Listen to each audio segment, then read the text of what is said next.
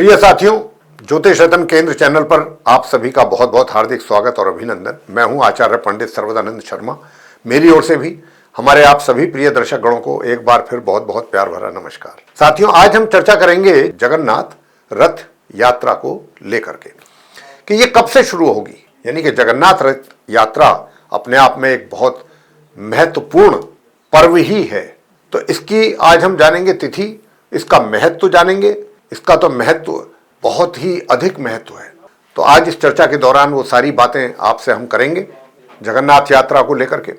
हमारे धार्मिक मान्यताओं के अनुसार रथ यात्रा में शामिल होना, जगन्नाथ जी की रथ यात्रा में शामिल होना, जो कि उड़ीसा के पुरी में ये की जाती है, उसमें उस यात्रा में शामिल होना बहुत पुण्यकारी माना जाता है। जी हाँ, हमारे स्कंद पुराण के अनुसार जो व्यक्ति रथ यात्रा के दौरान गुंडीचा मंदिर की ओर जाते समय भगवान जगन्नाथ जी का नाम जपता है, देखिए कितनी सुंदर बात है। सिर्फ इतनी सी ही बात है क्या कि जो व्यक्ति रथ यात्रा के दौरान, ये मैं दोबारा से रिपीट कर रहा हूं, गुंडीचा मंदिर की ओर जाते समय, जब रथ यात्रा जा रही होती है गुंडीचा मंदिर की ओर, उस समय पर भगवान जगन्नाथ जी का नाम अगर जपते हो तो उसे जन्म मरण के चक्र से मुक्ति मिल जाती है, यानी कि मोक्ष की प्राप्ति सीधे। कितना बड़ा पुण्य है इस यात्रा को करने, यात्रा में शामिल होने से, इस यात्रा को देखने से और सिर्फ जगन्नाथ जी का नाम जपने से। तो साथियों, ये जो 2026 में जगन्नाथ जी की रथ यात्रा होनी है, अब इसके ऊपर हम थोड़ा सा डिटेल में आएंगे, डिटेल में जाएंगे, बात करेंगे आपसे कि ये जगन्नाथ रथ यात्रा भारत के सबसे महत्वपूर्ण और विशेष त्योहारों में से एक माना जाता है। इसे रथ यात्रा या श्री गुंडीचा यात्रा भी कहा जाता है। यह पर्व खास तौर पर, मैंने जैसा अभी कहा, उड़ीसा के पुरी शहर में बहुत ही जोश, हर्षोल्लास और पूरे श्रद्धा भाव के साथ मनाया जाता है। यह त्योहार भगवान जगन्नाथ जी, जो भगवान विष्णु जी के अवतार हैं, उनके बड़े भाई बलभद्र और बहन सुभद्रा देवी जी को समर्पित है। यह दुनिया की सबसे बड़ी धार्मिक यात्राओं में से एक मानी जाती है साथियों, जिसमें भारत ही नहीं बल्कि विदेशों से भी श्रद्धालु आकर के भाग लेते हैं।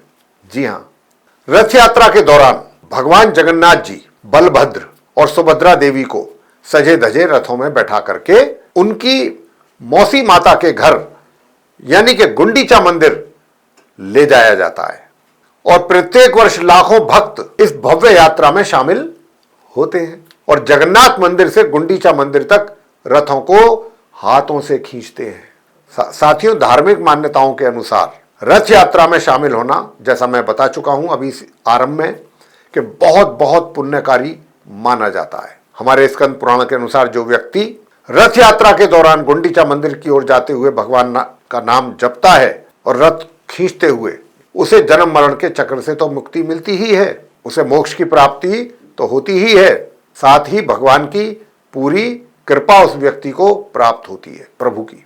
हिंदू पंचांग के अनुसार जगन्नाथ रथ यात्रा प्रत्येक वर्ष आषाढ़ के महीने के शुक्ल पक्ष की द्वितीय तिथि को मनाई जाती है। प्रत्येक वर्ष जगन्नाथ रथ यात्रा 2026 16 जुलाई को उड़ीसा के पुरी में आयोजित की जाएगी। इस बार 16 जुलाई को उड़ीसा के पुरी जो जगह है वहां से ये वहां आयोजित किया जाएगा। जगन्नाथ जी की रथ यात्रा का आयोजन होगा वहां। छेर पहनरा यात्रा शुरू होने से पहले उड़ीसा के गजपति जो राजा हैं, सोने की झाड़ू से रथों को करते हैं। वो जो रथ बनाए जाते हैं उनको साफ करते हैं वहां के राजा सोने की झाड़ू से, जो विनम्रता और सेवा का अपने आप में एक बहुत बड़ा प्रतीक माना जाता है। हमारे पौराणिक मान्यता इस यात्रा में शामिल होने और रथ खींचने से जन्म मरण के बंधन से मुक्ति दिलाती है। ये बात हम आगे भी 2 बार कह चुके हैं इस चर्चा के दौरान। व्यक्ति के सभी पाप धुल जाते हैं, प्रभु की सीधी कृपा उस व्यक्ति के ऊपर आती है। अब बात करते हैं जगन्नाथ रथ यात्रा को लेकर के, वहां की क्या कथा कहती है, अनुष्ठान कैसा होता है, क्या करना होता है अनुष्ठान के रूप में, इसकी बात करेंगे आपसे। तो साथियों, जगन्नाथ मंदिर जो है ये 4 धाम तीर्थ के रूप में, 4 धाम, हमारे हिंदू सनातन धर्म में 4 धर्म की यात्रा अपने आप में बहुत महत्वपूर्ण मानी जाती है। कहते हैं कि जिसने 4 धाम की यात्रा कर ली सभी पुण्य प्राप्त कर लिए। तो जगन्नाथ मंदिर चार धाम तीर्थ के रूप में प्रसिद्ध है। 4 हिंदू तीर्थ स्थलों में से एक के अंतर्गत आता है ये जगन्नाथ मंदिर। हिंदू अपने जीवन काल में कम से कम एक बार इनकी यात्रा जरूर करना चाहते हैं। मंदिर में भगवान जगन्नाथ जी की पूजा उनके भाई बलभद्र और बहन देवी सुभद्रा के साथ की जाती है। रथ यात्रा से एक दिन पहले भक्तों के द्वारा गुंडीचा मंदिर की सफाई की जाती है। मंदिर की सफाई की रस्म को गुंडीचा मर्जना कहा जाता है। साथियों, रथ यात्रा के चौथे दिन हेरा पंचमी को तब मनाया जाता है जब देवी लक्ष्मी भगवान जगन्नाथ जी की खोज में गुंडीचा मंदिर जाती है। उनकी खोज में भगवान को देखने कि कहाँ है भगवान। भगवान जगन्नाथ जी गुंडीचा मंदिर में 8 दिनों तक पूरा आराम करते हैं अपनी मौसी माँ के घर, और फिर अपने मुख्य निवास स्थान पर लौट आते हैं। बहुधा यात्रा यानी कि वापसी यात्रा के दौरान देवी अर्धाशिनी को समर्पित करने के लिए भगवान मौसी मां मंदिर में एक छोटा सा पड़ाव डालते हैं। साथियों, देवशयनी एकादशी के मुहूर्त से ठीक पहले भगवान जगन्नाथ जी अपने मुख्य निवास स्थान पर लौट आते हैं। जी हां, और सीधे 4 महीने के लिए फिर सो जाते हैं, शयन अवस्था में चले जाते हैं, निद्रा में। यहां आने वाले विदेशियों के बीच रथ यात्रा पूरी कार उत्सव के रूप में भी प्रसिद्ध है। अब ये रथ उत्सव यात्रा को लेकर के भी बात करते हैं आपसे। देखिए, एक बार द्वारका में मां रोहिणी से भगवान की रानियों के द्वारा, भगवान की जो रानियां थी उनके द्वारा प्रभु की, भगवान कृष्ण जी की, भगवान कृष्ण और गोपियों के प्रसंग या लीला सुनाने का अनुरोध किया गया था, लेकिन रोहिणी उन्हें सुनाने में हिचकिचा रही थी। उनके जिद करने पर वह मान गई। जब उसने कृष्ण की लीला के प्रसंग सुनाने शुरू किए तो उसने सुभद्रा को दरवाजे पर पहरा देने के लिए कहा। व्रज कथा ने शीघ्र ही सुभद्रा को अपने में समाहित कर लिया। इतने में ही भगवान श्री कृष्ण और बलराम द्वार पर पहुंच गए। सुभद्रा दोनों के बीच में अपनी बाहें फैलाकर खड़ी हो गई और उन्हें अंदर जाने से रोक दिया। हालांकि रोहिणी की शक्तिशाली कहानी वाचन ने उन सभी को एक ही बार में मंत्रमुग्ध कर दिया था। उसी समय नारद मुनि भी पहुंच गए और भाई बहनों को मूर्तियों की तरह एक साथ खड़े हुए देखा। इस पर उन्होंने बड़े विनयपूर्वक प्रार्थना की और पूछा कि क्या आप तीनों सदा इसी प्रकार दर्शन देंगे। भगवान ने आशीर्वाद दिया और तब से वे तीनों पुरी के जगन्नाथ मंदिर में सदा के लिए ही निवास करते हैं। साथियों, ये है तो चीजें जो हैं वो इसको काफी दिलचस्प बना देती हैं। साथियों, ये एकमात्र ऐसा पर्व है, ऐसा त्योहार है जहां देवताओं को भक्तों की यात्रा के लिए मंदिर के बाहर ले जाया जाता है। जहां देवताओं को भक्तों की यात्रा के लिए मंदिर के बाहर ले जाया जाता है। यह दुनिया का सबसे बड़ा रथ यात्रा है।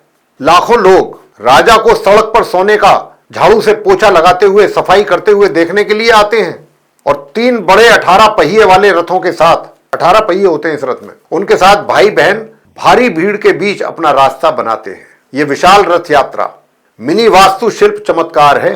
इनका निर्माण 42 दिनों में लकड़ी के 4000 टुकड़ों से केवल एक परिवार द्वारा ही किया जाता है। कितनी अचरज भरी बातें हैं। जिसके पास तैयारी के वंशानुगत अधिकार होते हैं, उन्हीं के पास है ये अधिकार, जो रथ बनाते हैं, तैयार करते हैं। 4000 टुकड़ों से लकड़ी के 42 दिनों के अंदर करना होता है और इसके लिए उनके पास ये अधिकार प्राप्त है। उनको सिर्फ वो उसी वंश के लोग करते हैं। साथियों, जगन्नाथ रथ यात्रा उत्सव अहमदाबाद में भी अत्यधिक भक्ति और पूरे उत्साह के साथ मनाया जाता है। अहमदाबाद में भी चावल और तरह तरह के अनाज और सब्जियों से बनी खिचड़ी उत्साह और आनंद के साथ भगवान को भोग में चढ़ाया जाता है। प्रभु आपको आशीर्वाद दें, आपके जीवन को सुख और समृद्धि से भर दें और भगवान जगन्नाथ रथ यात्रा की हमारे सभी सनातनी हिंदू धर्म के लोगों को बहुत बहुत शुभकामनाएं, जो कि 16 जुलाई दिन गुरुवार 2026 से जिसकी शुरुआत होगी जिस रथ यात्रा की, और उसके लिए बहुत बहुत शुभकामनाएं आप सभी को। बहुधा यात्रा वापसी, यानी कि वापसी जो है कब होगी यात्रा की, वो होगी 24 जुलाई को, जब भगवान गुंडीचा मंदिर से वापसी करेंगे अपने निवास के लिए, जगन्नाथ मंदिर के लिए। तो वो 24 जुलाई 2026 शुक्रवार का दिन होगा। वैसे आपको बता दें कि जो द्वितीय तिथि है वो प्रारंभ होगी 15 जुलाई 2026 को प्रातः 11:50 पर और समाप्त होगी 16 जुलाई को। साथियों, इसका जो मुहूर्त, शुभ मुहूर्त है रथ यात्रा का 16 जुलाई को, वो रहेगा प्रातः 5:37 से लेकर के दोपहर के 12:04 के बीच का। जी हाँ, तो ये थी विशेष जानकारी भगवान श्री जगन्नाथ रथ यात्रा के विषय में। हम आशा करते हैं कि ये छोटी सी जो जानकारी थी, छोटी सी चर्चा थी, ये आपको बेहद पसंद आएगी। और अगर आपको पसंद आई है तो हमारे इस वीडियो को भी लाइक जरूर कर लें और अधिक से अधिक मात्रा में इसको शेयर करें, ताकि दूसरे भी लोग इस महत्वपूर्ण पर्व के विषय में, जो हमारे सनातन धर्म का है, हिंदू धर्म का है, इसके विषय में, इसकी विशेषताओं को जान सकें, समझ सकें। और साथियों, अगर आप अभी तक हमारे चैनल पर नए हैं और सब्सक्राइब नहीं किया है चैनल को, तो हमारा अनुरोध है कि आप चैनल को भी सब्सक्राइब करें और बेल आइकन भी प्रेस करें, ताकि आने वाले दिनों में सभी तरीके के वीडियोस जो भी बनेंगे एस्ट्रोलॉजी से रिलेटेड, वो आप तक पहुंच पाएँ और आप उनके द्वारा अच्छी जानकारियां प्राप्त कर सकें। और दोबारा से फिर कहना चाहेंगे कि अगर आप अपने जीवन में किसी परेशानी का कर रहे हैं सामना, अनुभवी ज्योतिषाचार्य से परामर्श लेना चाहते हैं और अपनी समस्याओं का समाधान चाहते हैं, तो नीचे दिए गए नंबर्स पर संपर्क करके अपनी या अपने परिजनों की कुंडली दिखा करके अपनी समस्याओं का आसान समाधान प्राप्त कर सकते हैं। इसी के साथ इस कार्यक्रम को समाप्त करेंगे और अपने आप सभी प्रिय दर्शक गणों से लेंगे इजाजत। आप सभी का सहृदय बहुत बहुत धन्यवाद। जय माता दी।